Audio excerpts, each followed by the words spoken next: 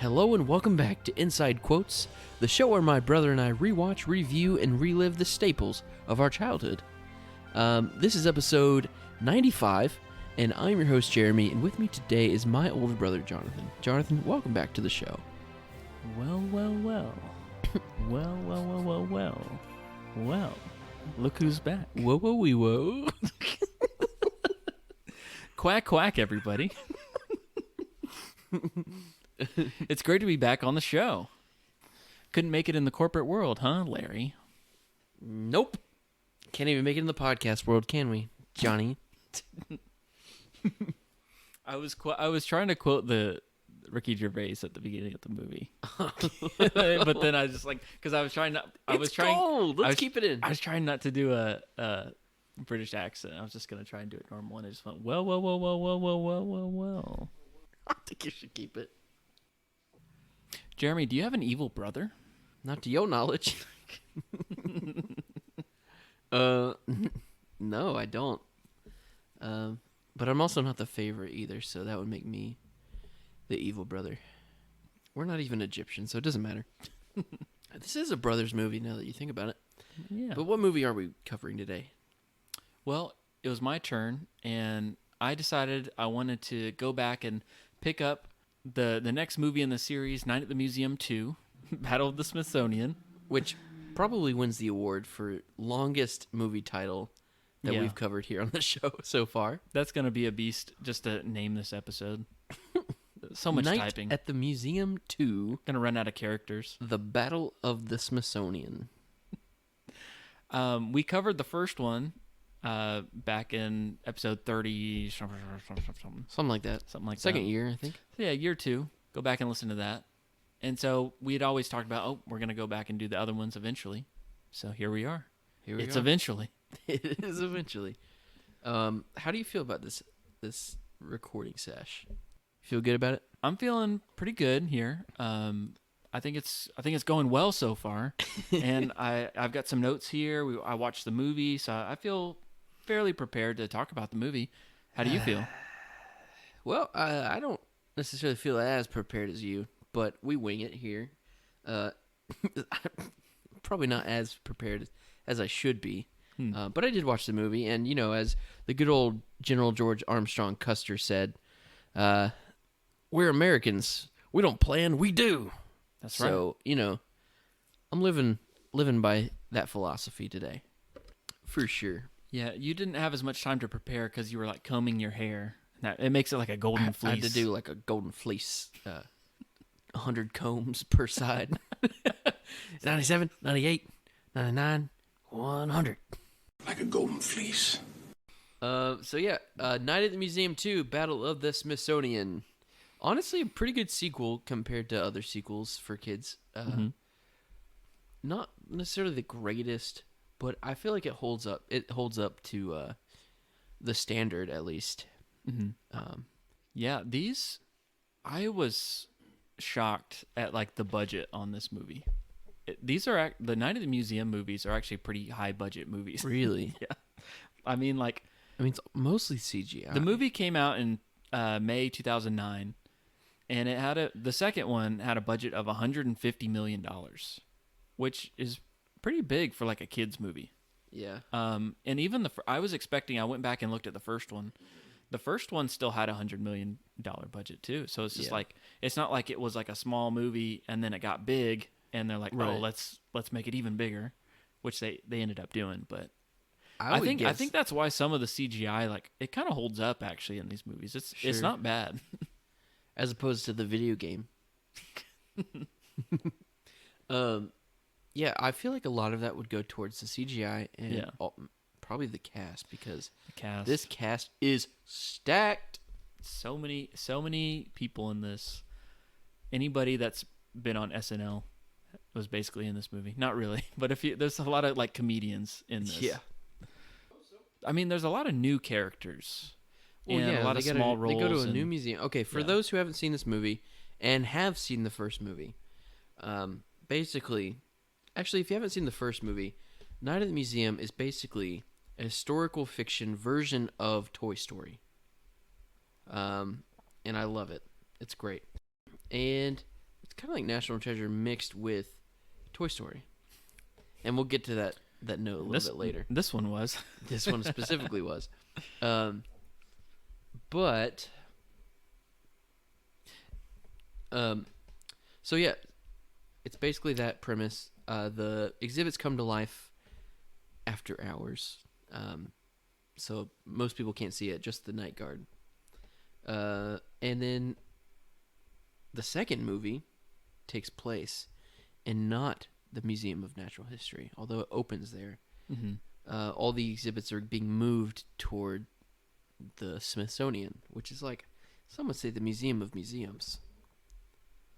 I mean, it's no Mosey, but... So, yeah, most of the fan favorite exhibits are being shipped all the way down to Washington, D.C. So yeah, we had some fan favorites from the first movie.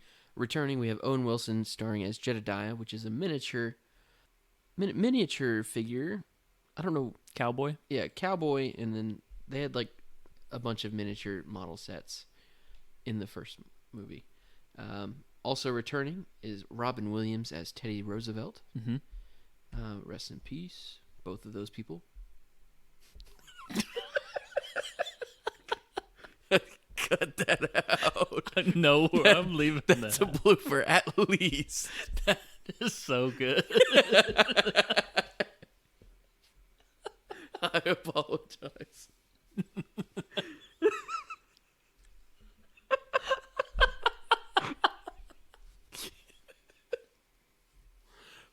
I only keep that in because Robin Williams would have loved that. He would have thought that was funny. I mean, speaking of Robin Williams, I mean, when we covered the original Night at the Museum, that was part of our Robin Williams Appreciation Month. It truly was, yes. So, if you like Robin Williams, we covered a bunch of his movies. R.I.P. R.I.P. So yeah, Robin Williams as Teddy Roosevelt. Great part of these movies. He wasn't in the Smithsonian, although he did have a sort of like a portrait from Harry Potter type thing. Yeah, where he was a bust instead of the full mannequin figure. Then we've got good old Ricky Gervais as the exhibit Dr. McPhee. Mm-hmm. Just kidding. He's not the exhibit. He's just the owner of the... I was like, I don't even know his He's name. the curator. Museum He's just Ricky curator. Gervais. I love Ricky Gervais. Steve Coogan as Octavius, which is like the buddy of Jedediah, which is kind of dynamic duo of this series. Everybody knows both of them if you've seen it.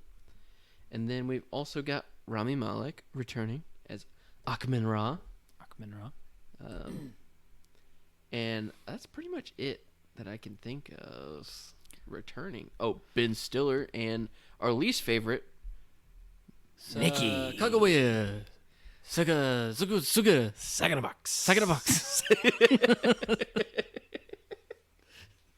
That's so funny. This movie made me laugh more than I remember it making me laugh. It's good. Oh, I think this movie's definitely funnier than the first one. Do you think so? I think so. Saganabox. It definitely had more moments that I remembered being funny. But yeah, we can compare them Now a little bit later on. we do have one returning person that we didn't like. Yeah, we need to get into this. If you remember our first episode, Night Museum, we had some hate on one of the actors in that movie, and that was Jake Cherry.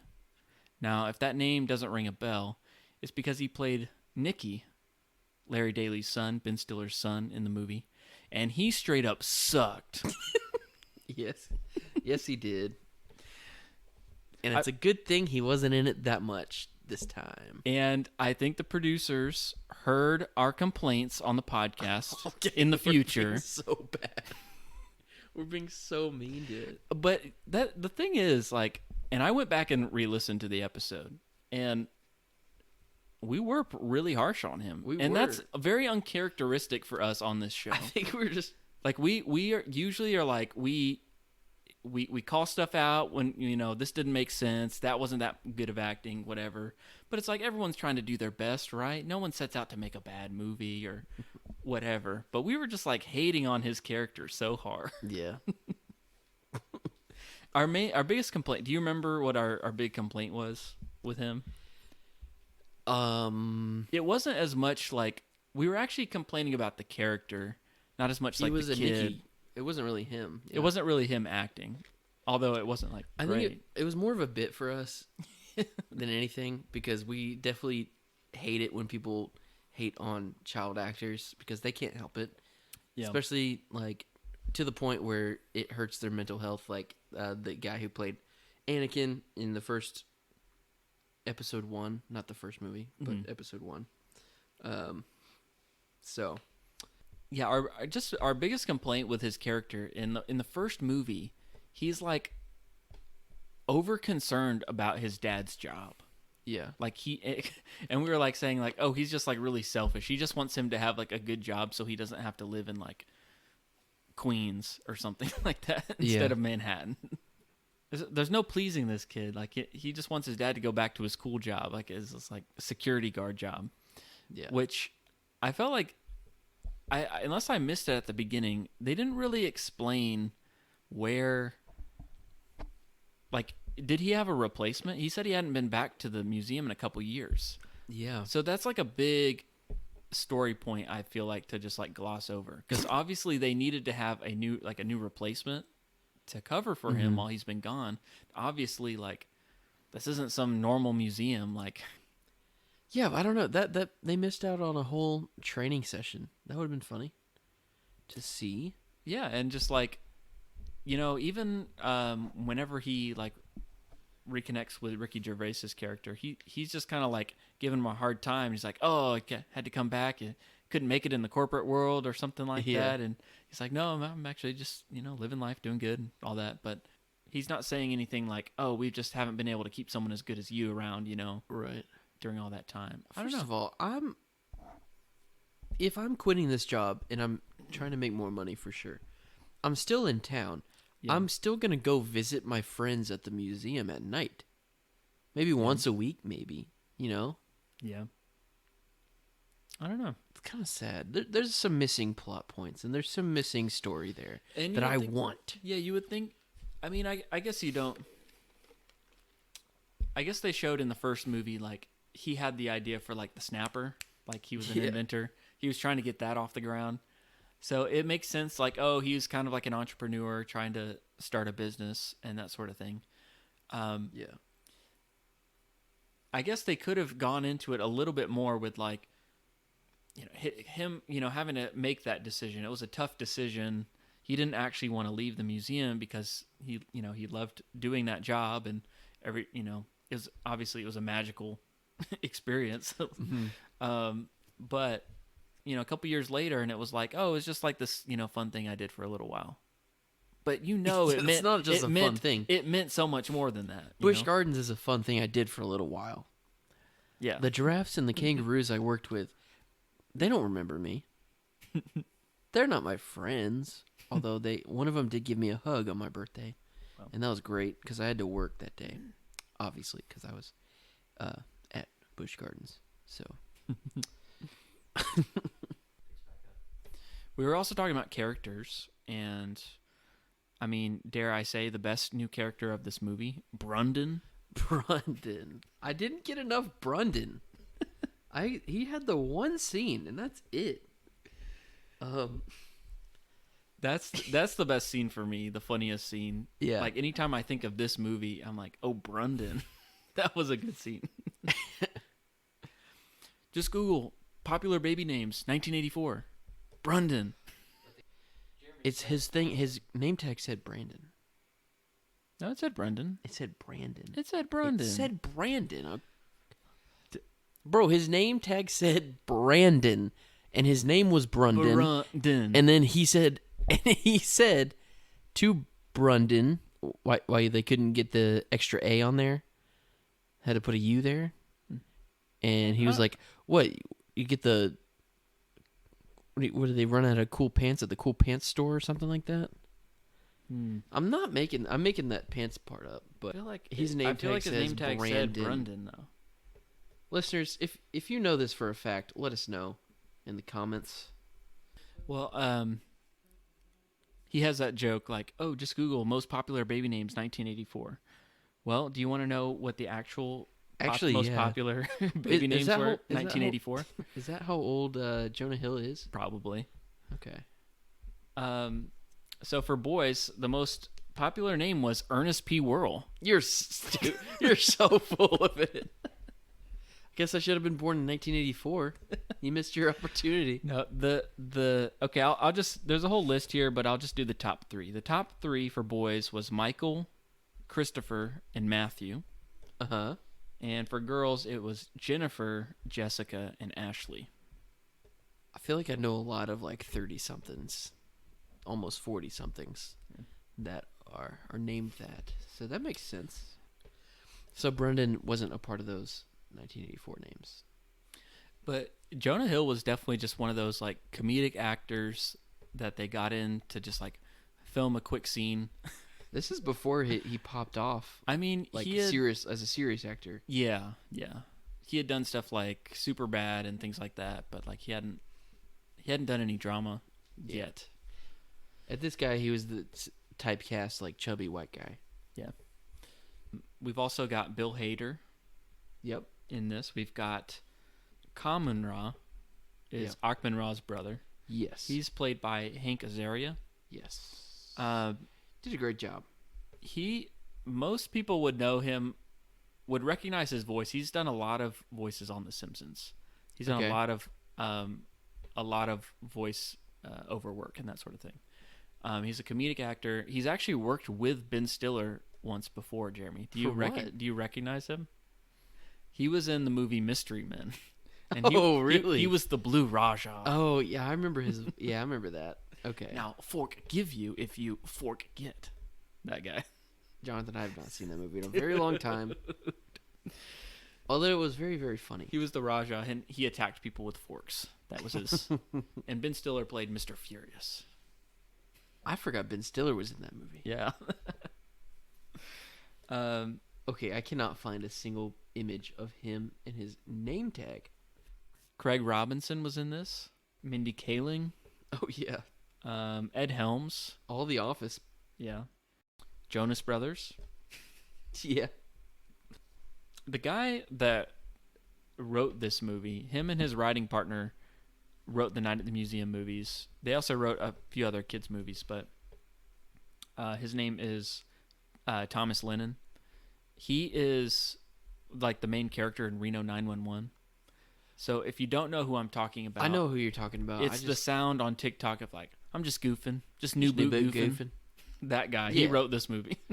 He wrote the movie? He wrote the movie. Oh, I just thought he was like a random character. No, and him and his co-writer played the Wright brothers in this movie. Yeah. So, you can tell there's just like, because he's a comedian and there's a lot of people involved, Ben Stiller and stuff. They just got all their comedy friends to like, hey, just like this is the perfect franchise to just invite people to come in and like, hey, you should play this character and do this like little role. And yeah. So I feel like that's kind of cool. So many people. Jay Baruchel. Excellent choice right there. Joey Motorola.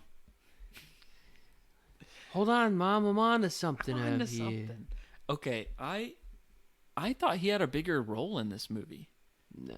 Like, I misremembered that being like a bigger role. Like, they pulled him out of the painting and into the museum. Yeah. And I fully like remembered like him and Amy Adams' character, Amelia Earhart. Like, I thought they like fell in love in this movie. Like, that's what I remembered from this movie. Oh, okay. Which means I did not remember this movie. But no, it was even worse. No, it was just her flirting with Ben Stiller for the whole movie. He was flirting back. Just a little bit. Just a little bit. Just a little bit to be concerning. But, I mean, I haven't been in his shoes, so, to each their own, I suppose. I really liked, when we're talking about the comedy writers, I liked just, like, the small things that most people wouldn't pick up on. necessarily, just like the background stuff or like the transitions. And one of those was when they're at the Air and Space Museum, and it's a transition, and the Neil Armstrong is taking his first step on the moon set, and he's like, "It's one small step for mannequin, Yes. for man, one giant leap for mannequin." For mannequin. And it just cuts to the next scene. Yeah. That was a good line. Yeah.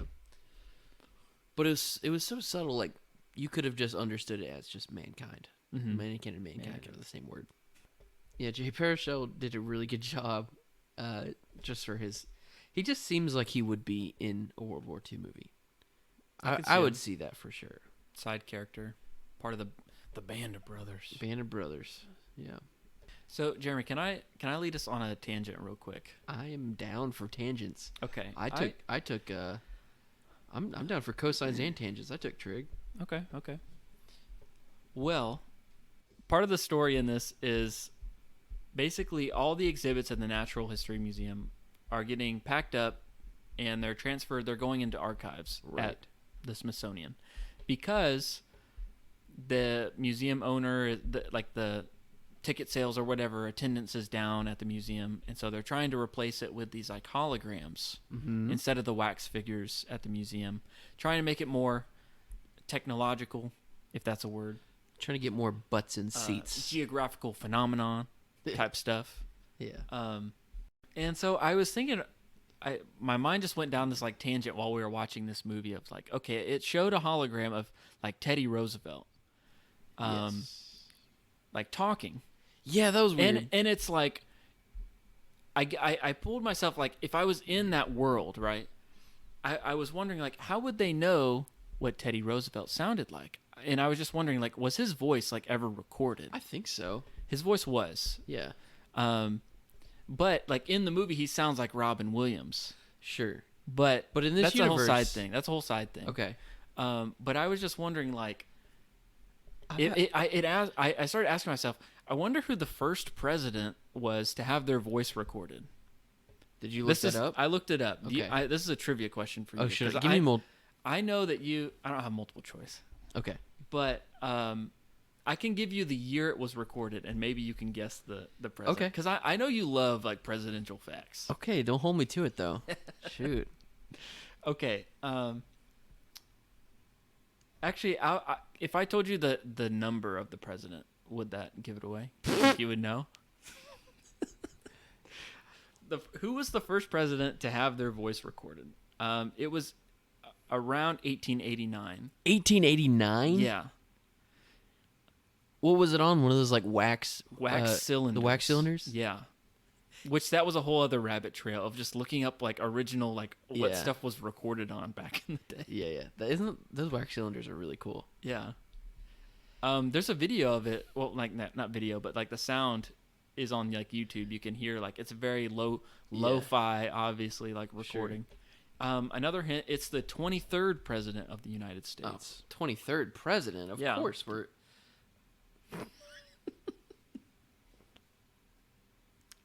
I don't want to say Grover Cleveland.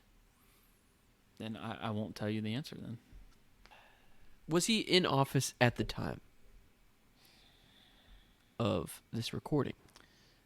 I don't know that for sure. Because I assume why else would they record the guy if he wasn't the president though? Well, if he's a good president. You give up? Oh, I'm going with Grover Cleveland. I'm going with Grover because he did two terms, and that counts for two presidencies. Mm-hmm. Unless if that slips me up, I'm gonna be upset because either him or Warren G. That is incorrect. The first president to have their voice recorded was Benjamin Harrison. Benjamin Harrison, 23rd president. Ew. Okay. Yeah. So what was it about? I don't know. Play it. I'll either play it here or I'll put a link in the show notes. He said, he basically was like, "Did you know that my grandfather was also president and William Henry Harrison is from 1841 to 1841?" Yeah. Fun fact, he did not last long. in his office. Benjamin Harrison. William Henry Harrison. Oh, his yeah, grandfather. Yeah, he's the one that like died of pneumonia or something. Like, Yeah, he was known That- for being long-winded in his speeches, and he had like, I want to say a 6-hour inaugural speech, and that was what did him in. because it was raining and stuff, and then he got sick. Yeah. Everyone says that. It's a myth. Mm. Anyways, Oh, okay. that's funny. So here's another tangent I had on this trail is obviously another scene in this movie is like the Lincoln Memorial comes to life, right? Yes. I googled this. Lincoln never had his voice recorded. Yeah. We don't know what he sounds like, But everyone has an impression of but him. everyone has an impression of it. Like, so I'm wondering who was I don't know this. I'm wondering who the first person was to like portray him in a certain way. Yeah. It's like, and then that impression has latched on in like pop culture. It's not like a real distinct, but you know when someone if you're watching something and someone's playing Lincoln, you're like, okay, yeah, like that's kind of what I would expect. Yeah.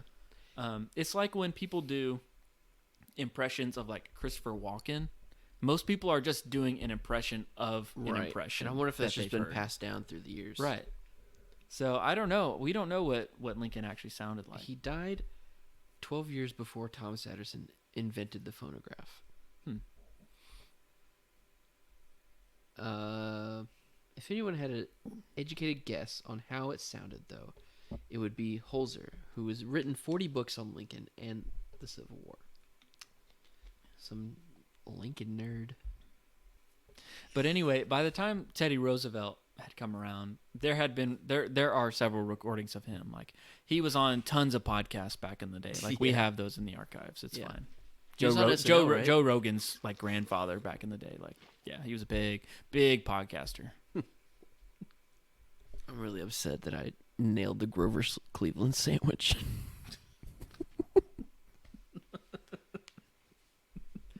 It counts. Wait, he was in between? So he was right in between them. All right, explain this. I don't know this. You know, Grover Cleveland did 2 terms, but they were off. You have to know that. I don't remember. I don't recall that. Are you serious? He's the only president that's ever had 1 term, did not get reelected, but then did right after.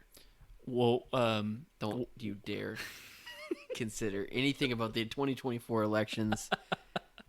We are not that podcast. I'm going to cut you out right there.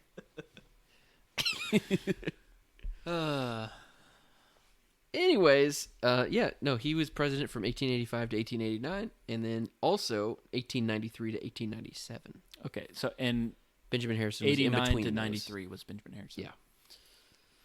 Man, so you were right between. Yeah. I nailed him. So technically, Grover Cleveland was a president before him, and his voice was recorded. Interesting. All right, that's enough of that. National Treasure. I tried looking into this because there's one part where he is flying to DC, and he's trying to sneak into get the security badge. Mm-hmm. He gets it from BRUNDON, of course, and then he's trying to sneak in and then get to the tablet, or not the tablet. Yeah, the tablet. And as he's like going through this like weird heist montage, this very familiar music starts coming on, and it sounds identical to the 2004 Trevor Rabin score of National Treasure. Do you have a little sample of it? Dun dun dun dun dun dun dun dun dun dun dun dun dun. Anyways, That's exactly what it sounded like.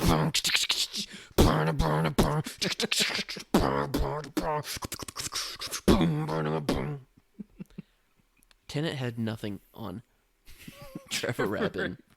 Hans Zimmer, more like Hans Brinker. What the heck? And the figure skates. Deep cut. Oh, well, they sound... You can listen to them for yourself. The title of the track... well, you can just listen to all of... Actually, listen to both of those today. Both of the scores today.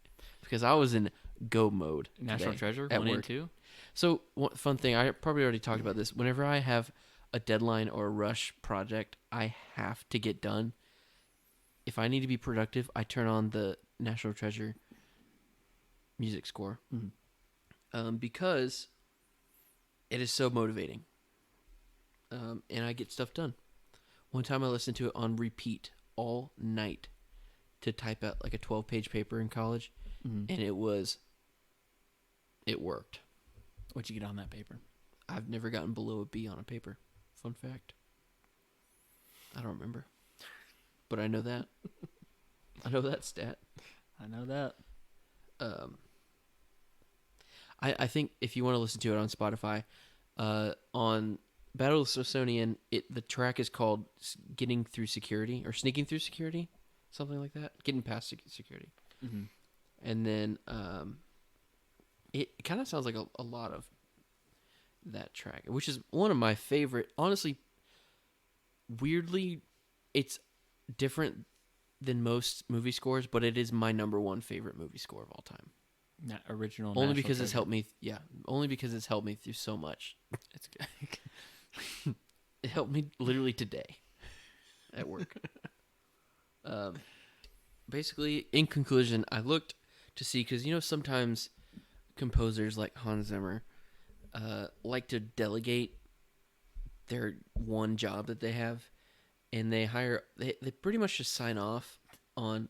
I'm not a fan of Hans Zimmer. I'm sorry. I just He like wrote the way you one put good that. track. They delegate the one job that they have. It's literally the one job they have. Like, write the music for the whole thing. It's fine. Yeah.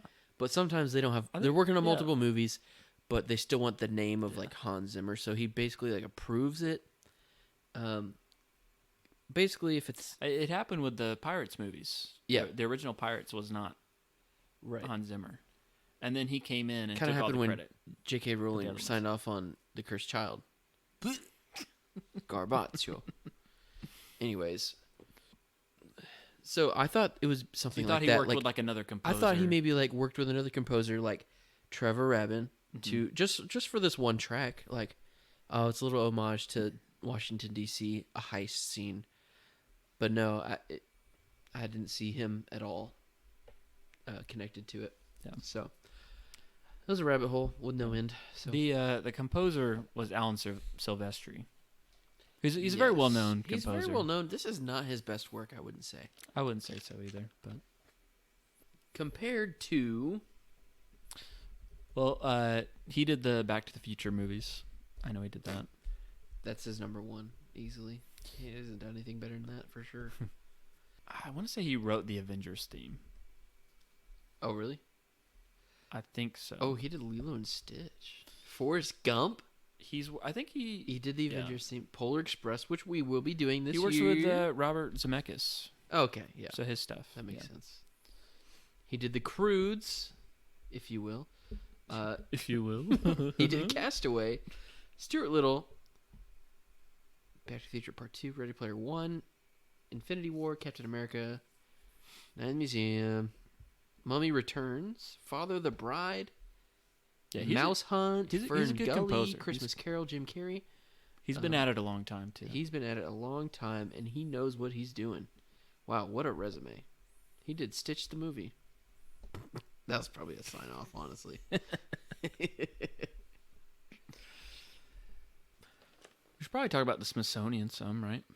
Yes, Jordan, have you ever been to the Smithsonian Museum? I sure have. Trick question, that's multiple museums. Did you ask a question? I said, have you ever been to the Smithsonian Museum? And before you could even like punctuate it with the question mark, you said trick question. Yeah, we talked about it in our National Treasure episode, but our family went to Washington D.C. in 2014. One of our greatest family trips, I think so.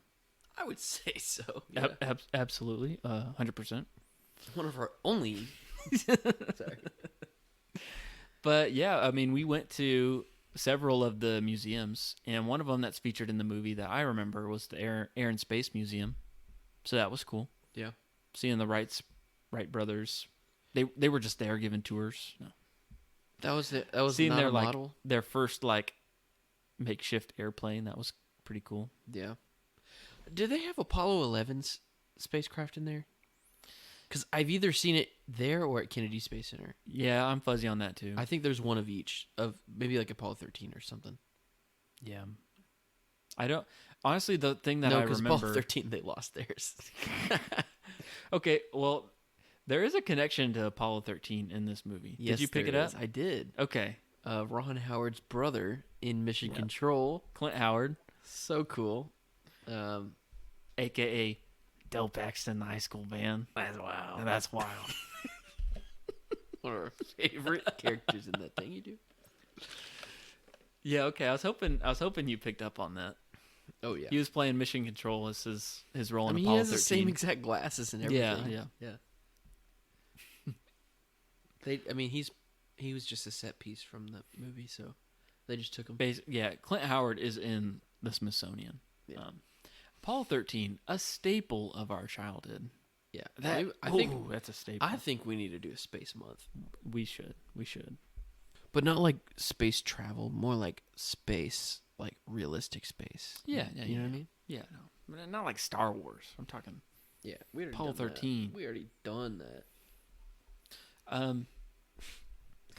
I felt like Nikki's character transitioned into the Riley Poole character in this movie, because like he's just like the man in the chair, you know. What are you like talking about? Nikki was not in this movie.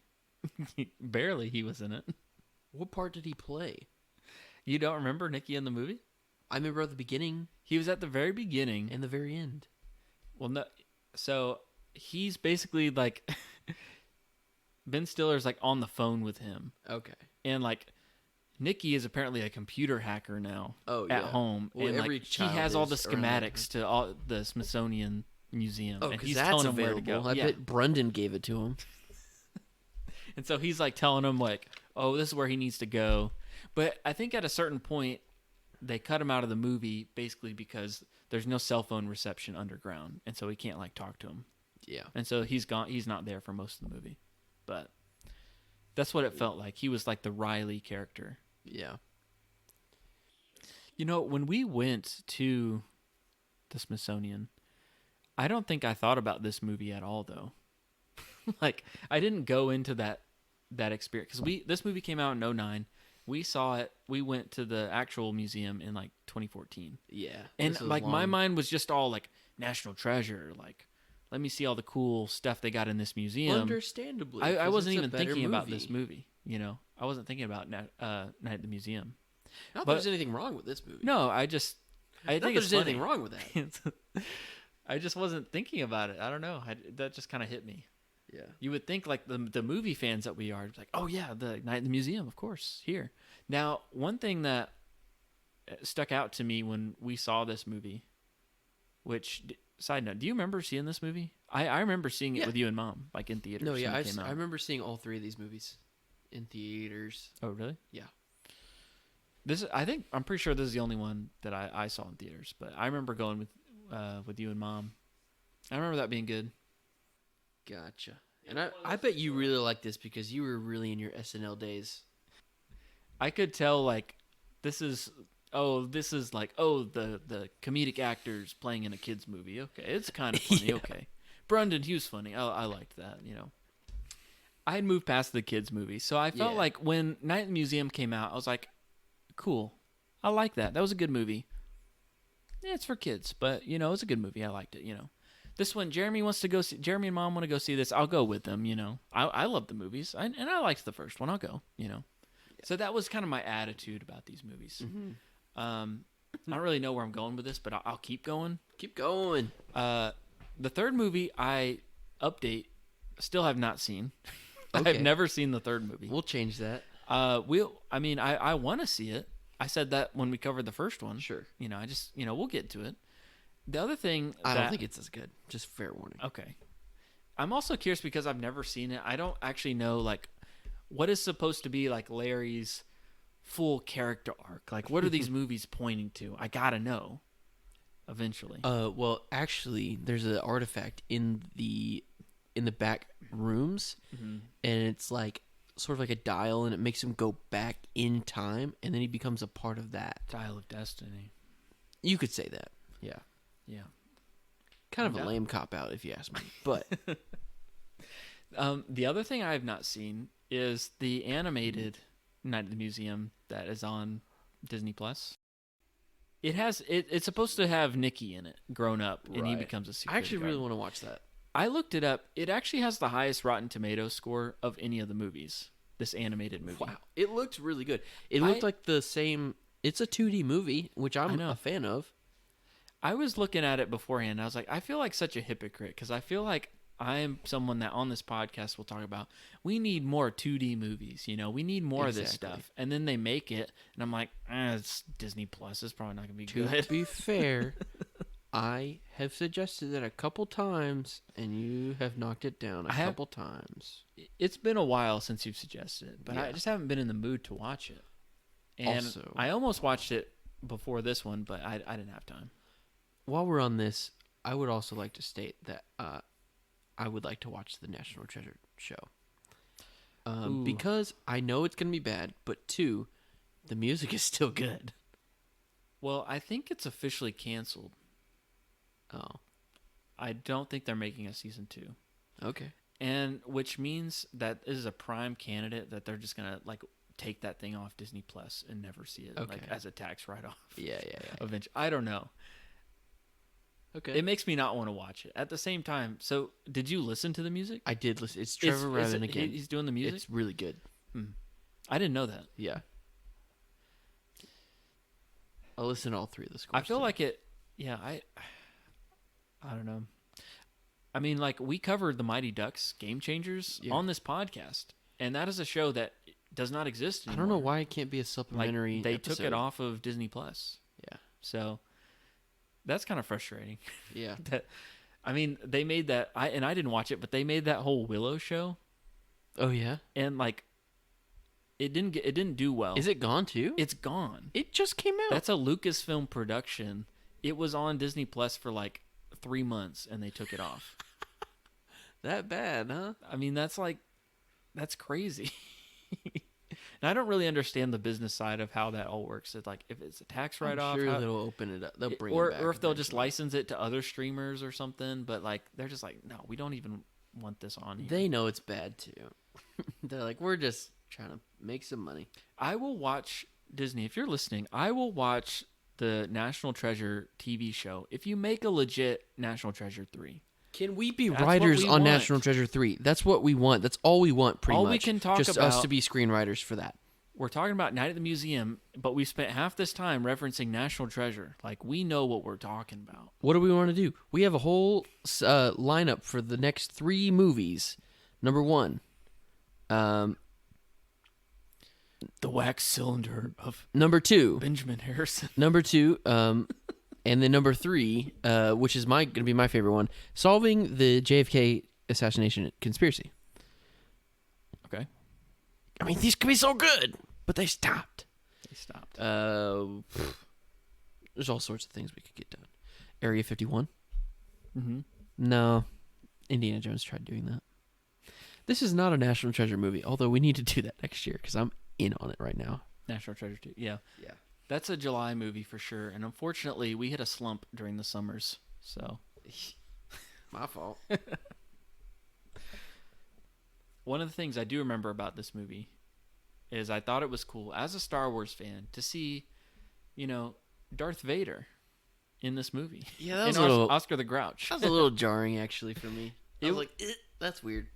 It was cool for me because, like, you got to remember at the time, Star Wars was over, man. Revenge of the Sith came out. That's true. Like, am I ever going to see a live-action Darth Vader again? I didn't know it, but I was going to see him in Night at the Museum, too. He was a museum exhibit. This was before relic. Rogue One. Yeah. Or any of the Disney Plus series, Sure. that he's been back on.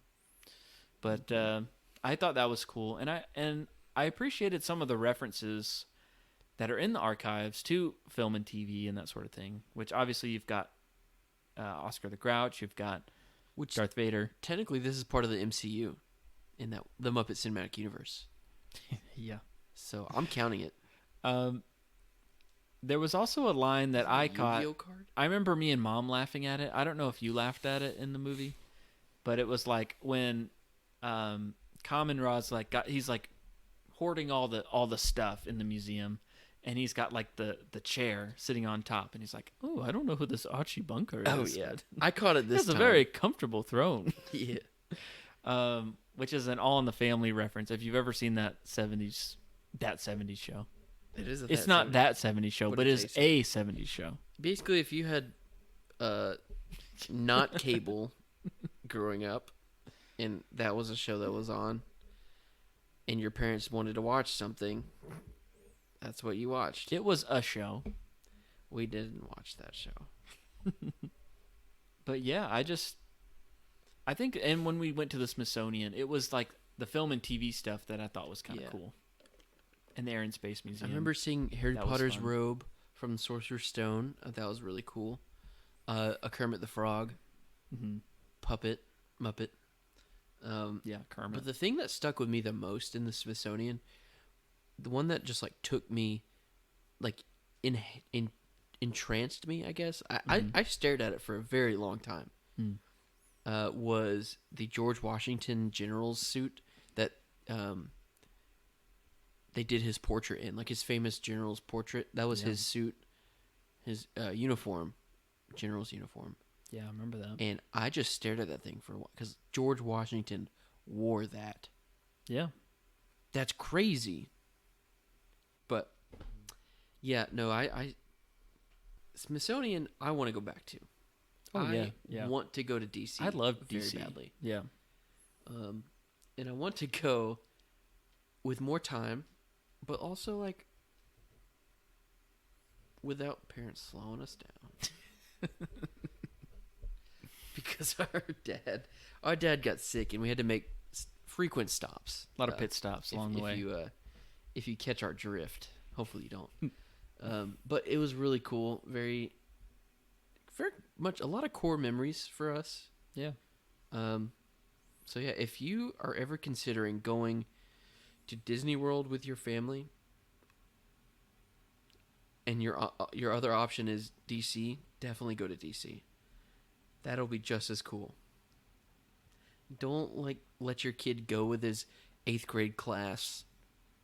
That's End of lame. the They're year just gonna trip. goof off. Make it a vacation. There's plenty of stuff to do. Yeah. This movie had a vocab word for me. Oh really? Can you guess what it would have been? Firepower. No. Oh well, let me talk about that afterwards. Go ahead. No, you go first. Explain Bro, yourself. okay, so that quote went like rent free in everyone's mind in our class. Mm-hmm. Like that was the thing. Bing, bam, boom. Firepower. Like that was the funny thing to say. I don't even recognize that. That from was this the movie. thinker. The thinker Right? was like, Yeah. ugh, I hate that. It's so annoying. So your classmates like all quoted that. Everybody, not even just my classmates, just people like summer camp, George Washington. George quoted it. Washington. Yeah. It was, if you were, if you went to summer camp or you had a classmate that was the pull-out quote from this movie. Like I would say this is objectively the most famous quote from this movie is firepower. Oh man. Yeah, no, 100%. I didn't even write that down.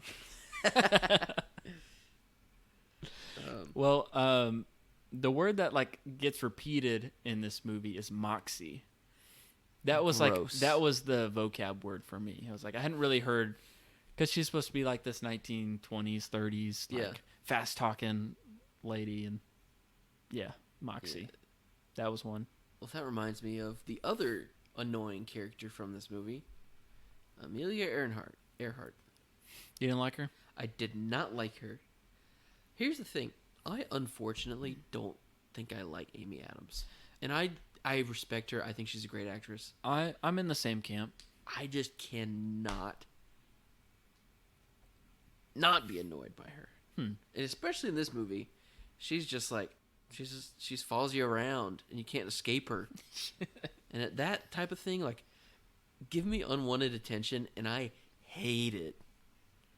That's something I found out about myself recently. That is the worst for me. and she nails that. You haven't been able to keep your cheaters off my chassis this whole time. Gross. And we need to talk about this Love story. This love story. It's so weird. Like, I get Amelia Earhart was probably really cool in real life, and given this cinematic universe based off of the Robin Williams recording, which we never really settled on that.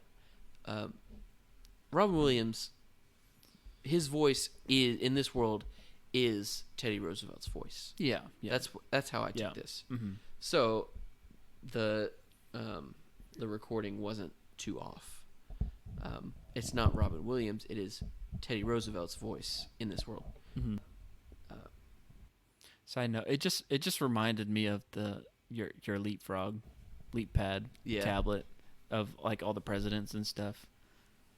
I know a lot to. There's a lot of inside quotes from that tablet. I feel like at least one, because I remember it had like recordings of presidents, and the one that I just remember being on the way home from church, and you just like clicking on each one, listening to the them. only thing we have to fear is fear itself. It's not an inside quote. That's like a historical United States it's an inside history quote. Inside quote. Objectively, you wouldn't get it. Oh, that's funny. Wow. Mr. Gorbachev, turn down that wall. Did it have Benjamin Harrison on there? No. It only had a couple. It should have. It was modern 19. A day that will remain, live in infamy. FDR. If you are a parent and you want your kids to learn, I 100% endorse a Leap Pad for Christmas this year. We're not sponsored by Leap Pad. Circa 2003. Yeah, I'm sure they're even greater now, but yeah. I learned a lot from that. So yeah.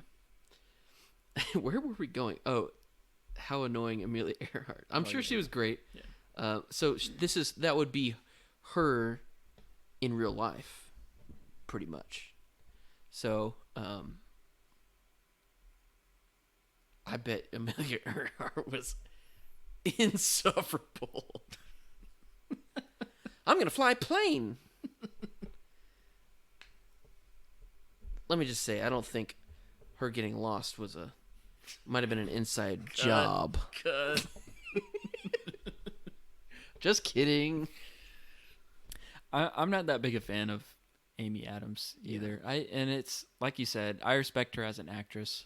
I don't have any strong reason not to. Yeah, it's just I don't know. Because she's in a lot of great movies. I think where it started for me is she got cast as Lois Lane in Man of Steel, and I just felt like that was just like that just didn't feel like the right move for that character. I don't know. It just seemed weird. Yeah. Because I was like, she's Amelia Earhart. How could she be Lois Lane too? I don't know. Maybe a lot of the like transatlantic buzzwords kind of give me the ick. Yeah, you don't like that. I'm not really a huge fan. That style of like the quick pace, fast talking. Like, I truly don't vocabulary. I don't really like that in old movies. Mm-hmm. It's not black and white film that I've always said this. I don't like black and white movies, but not because of the color of the film showing to me. Mm-hmm. It is the sound quality, and it is the voices and the accents. It's so bad for me. Do you have any quotes from this movie other than boom, firepower? Firepower. I think I've said a few of them. For me, it was just like everything Brundon said was just like so funny. It was actually not. I dare you to touch it. I sit here. I wait all day for a little girl like you to try and cross that line. It's actually a free country. Actually, no, it's not a free country. We're part of the United States of don't touch that thing that's in front of you. It's Brundon, actually. I love it. He woke up and chose violence. I remember the Golden Fleece. I remember that. Gigantor. I mean, that's from the first one, but that's It's more what, of a nickname than that's a what. Yeah. quote. I wrote down cheaters off my chassis. Ew. Gross. I thought that was a quote that stood out to me. Sure. This was more of like a scene than a real quote, but whenever Napoleon was trying to read the situation on that love triangle, Yeah. that was so funny. Or is she like a college friend, Were you like guys, a like, roommate, or Friends in college or something? would you like you really like her but you can't really tell her, or you like her? Or, well, I'm just trying to read. I'm a French. I love the passion. I love the nitty gritty of the relationships. Yeah, that was good. Top 3 character for me. Let's Napoleon. go as we're wrapping up. Give me your top 3 least favorite exhibit / characters and your top 3 favorites. Bottom 3? Bottom 3 for me, the Thinker, Okay. Amelia Earhart, and Common Raw, probably. He annoyed me a lot. I agree with you on Common Raw. I was going to bring that up. I think he did really good, and he was really funny, but he was a lot. The character gets old by the time you get to the third act. Exactly. Yeah, it was just a lot. Yeah, I agree with that. He had some good scenes, and I like the actor. I think he's really funny, but the shtick kind of got old. I don't want to say the same ones as you, but I might just go with those same ones as you. Well, okay. My other least favorite moment of the movie was the monkeys slapping, because it's a sequel. Oh, yeah. So now we need to have 2 monkeys slapping Ben Stiller. So Space Monkey Was not a fan of that. So Space Monkey is my other least favorite. I don't like that. Okay. So my top 3 would probably be Napoleon. Mm-hmm. I'm not saying Brundon because he's a real person. I'm going off of exhibits only. Napoleon, General Custer, and the Einstein bobbleheads. Oh, really? I loved them. They were so funny to me. You're not going to go for the Jonas Brothers cherubs? I was going to let you have that. Oh, come on. You're the Joe Bros fan. I know, but I just liked those a lot more. They were so good. Yeah, the Joe Bros cherubs were definitely like the slugs from Flushed Away, following them around and singing modern pop songs. Yeah, that was great. Did not like seeing Kevin Jonas's butt as a baby form. Not a fan. But Not a fan. to each his own. I would say Joey Motorola. Joey Because Motorola. He stuck out to me. I thought he had a bigger role in this movie. I really thought he was there. Maybe not my favorite, but I did think it was cool that Al Capone was in black and white. Yeah, that was so cool. It was like That was a cool Sandlot effect. Yeah. And he's like a well-known actor too, Yeah, John Bernthal. Yeah, he played. I see him around Punisher? a lot, but I don't actually know what I know him from. But yeah, I guess those would be. Who else would there be? Who did I say? I said Joey Motorola. What was the other one? Jonas Brothers. Jonas Brothers. I thought the Einstein bobbleheads. While you're looking for your third one, the Einstein bobbleheads were so good to me because they were an exhibit, but they were part of the gift shop, and I thought that was funny. They weren't an exhibit. That's what I meant to say. And something pricked my brain a little bit because Einstein was famously an unorganized yet creative, very smart person. But he was constantly his office was a mess. Everything about him was a mess. His hair, and that's led to like studies saying like if you're more messy, you have a higher IQ. But I thought it was so cool that whenever they were writing out pi, trying to figure it out, Einstein bobbleheads were using Post-it notes. And I thought that was cool because Post-it notes weren't invented during Einstein's time. Oh, I don't think they were. They seem like they were invented in the 60s. yeah, I don't know. But like that's something that you can either get super chaotic with or super organized with. And I thought that was really cool. Let me see when Post-it notes were. That's probably my pull-out thought. Like that's my shower thought. I was like, "Whoa, he's using a Post-it note." Yeah. in what year were Post-it notes invented? 1980. He was dead by then for sure. I think I'm just gonna go with Al Capone as my pick guy. No, he's just good. because I liked the effect. Yeah, Einstein had been dead for 25 years. He died in 1955, before the invention of the Post-it note. Yeah. There's a lot of things that I didn't like that kind of aged a little bit whenever they were hinting towards like this relationship, like the Abe Lincoln part. They were like, "Oh, you would make an adorable couple." Oh, I mean, we're not blah blah blah. Yeah. You know, stuff like that. Yeah. That happened way too much, I'd say. And for what payoff? Just so that she can fly away and he can find someone that looks like her. Yeah, I mean, like in the museum. Yeah, that's and he can ask, weirder. You don't happen to be related to Amelia Earhart, are you?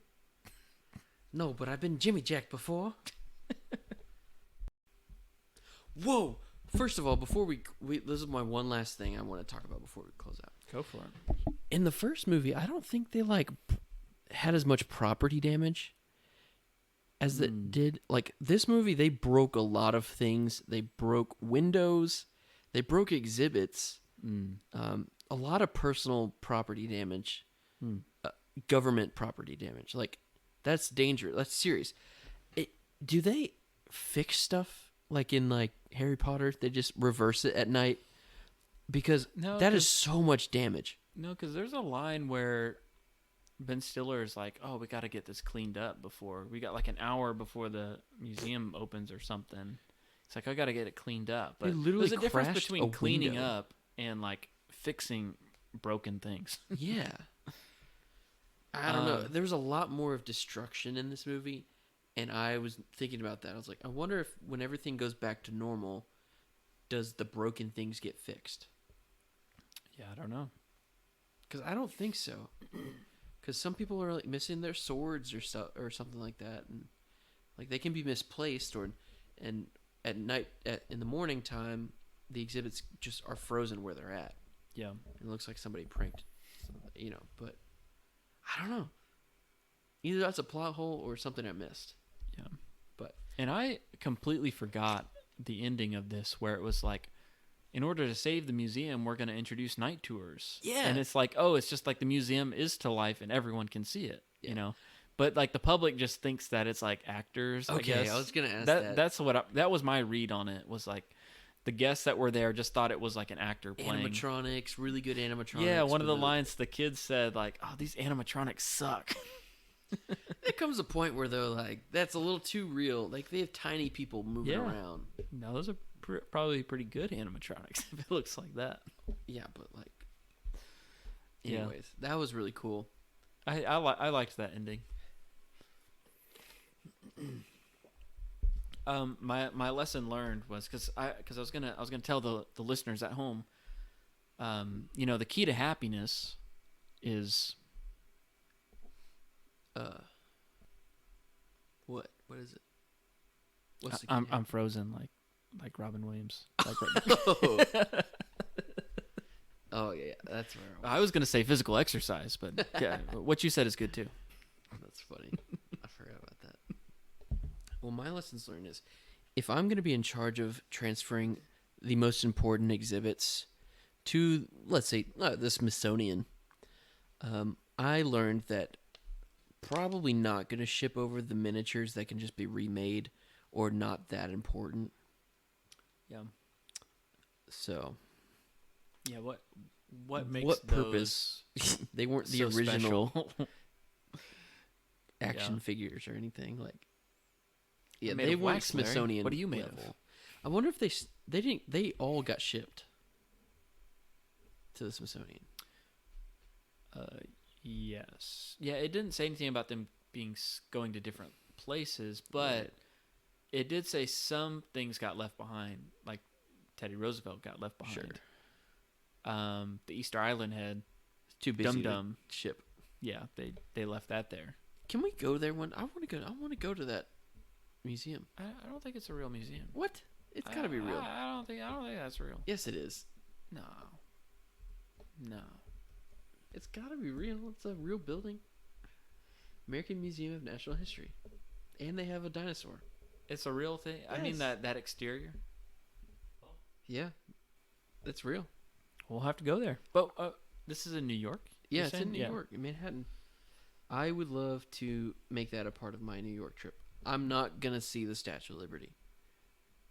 You can't pay me to see that crap. You can close your eyes. You're just going to try not. I'm not going to You're going to try and actively not see it when if you're I there? can pass by it, I'll see it. But like, there's no point in going to Ellis Island. I went to St. Louis. We saw that. We drove by the arch, you know? That's completely different, but there's plenty more things to do in New York. But I'm adding the Museum of Natural History to that list. All right, and let's talk to wrap it up. Our letterbox scores for this movie. I'll go first. I thought this was just as good as the original. I feel like it stands up. It does have a little bit of that, like, let's make it bigger and badder than the first one, you know, and kind of goes overboard a little bit at times. But I think it holds up. I think the quality is just as good. There's a lot of new characters in it, and I like all the new characters, but I do feel like some of the old characters, the classics, don't have that much screen time. Right. I mean, Robin Williams doesn't have much in this movie. Yeah. And I feel like that's a shame. Well, he's famously left out of sequels. Yeah. But I mean, all in all, like I gave it 3.5 stars. I feel like that's probably what I would give the first one. And I feel like it's just as good. That's literally what I have for both of them. Yeah, I feel like it's just as good. It's good and it's borderline great, but it's not one of the greats. Yeah, and it has a lot of great moments, a lot of funny lines. Yeah, and it's stuck with us for sure. Yeah, no, I agree. Same score as the first one, 3.5. Yeah. And we'll see. Eventually, I do want to watch the third one. I'll get to it eventually. Probably by the time we decide to cover it on the podcast or something. Probably. But stay tuned for that episode. Well, another day, another staple. Well, everyone, our only question left is, what is your favorite inside quote from Night at the Museum, Battle of the Smithsonian? Let us know on Instagram at InsideQuotesCast. And if you haven't followed us, go ahead and do that and let us know if there are any movies you want us to cover on the show. Yeah, next week, it's going to be your turn to pick the movie. Yes. So, do you have a hint for us? What we're going to be talking about next time? Well, next week we're going to be doing a wonderful 6th installment of a movie franchise we've been covering slowly but surely. And I'm super excited to be covering that because this is one of my favorites. So, here's a clip. Exactly how did you get out of the castle, Harry? Oh, through the front door, sir. I'm off to Hagrid's, you see. He's a very dear friend, and I just fancy paying him a visit. So, if you don't mind, I will be going now. Harry! Sir, it's nearly nightfall. Surely you realise I can't allow you to go roaming the grounds by yourself. Well, then, by all means, come along, sir. Our show art was done by Bryce Bridgman, and you can find him on Instagram at GroovyBridge or our previous episode, because he was just on when we covered Ernest Scared Stupid. That's right. And our music was done by Alex Bird. And we definitely would love it if you left us a 5-star review, because if you do, we promise to read it right here on the show. And we haven't had one in a while, so yeah. If you're listening to this right now, we need one. Please, just write one. We would love that. Yeah, we'll read it on the show, and more importantly, 5 stars, and we'll send you a glow-in-the-dark flashlight. Whoa. That is a Daily Devices that'd be a good set product. piece. Yeah, that'll be the set piece from this movie that we'll put on our podcast set. Sick. Thanks for listening, everybody. We hope you enjoyed listening to us talk about our childhood staples just as much as we have. And if you did, make sure you hit follow on Apple Podcasts or Spotify so that you don't miss out on a future episode. Also, if you like the show, share it with a friend. Until next week, we'll see you on Inside Quotes. For now, let's get one of those night tours going. I'll get the Earth, Wind, and Fire plane. Let's go.